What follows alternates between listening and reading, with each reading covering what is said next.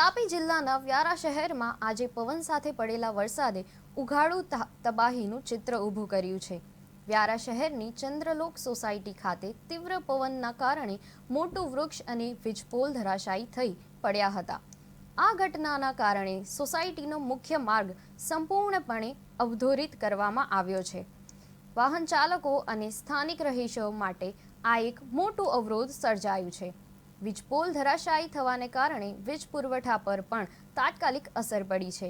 જોકે તંત્ર દ્વારા તરત જ કામગીરી શરૂ કરવામાં આવી છે। સદનસીબે આ ઘટના સ્થળે કોઈ વ્યક્તિ હાજર નહોતી, જેના કારણે મોટી જાનહાનિ ટળી છે। પરંતુ ઘટના બાદ લોકોમાં ભય અને ચિંતાનો માહોલ બન્યો છે।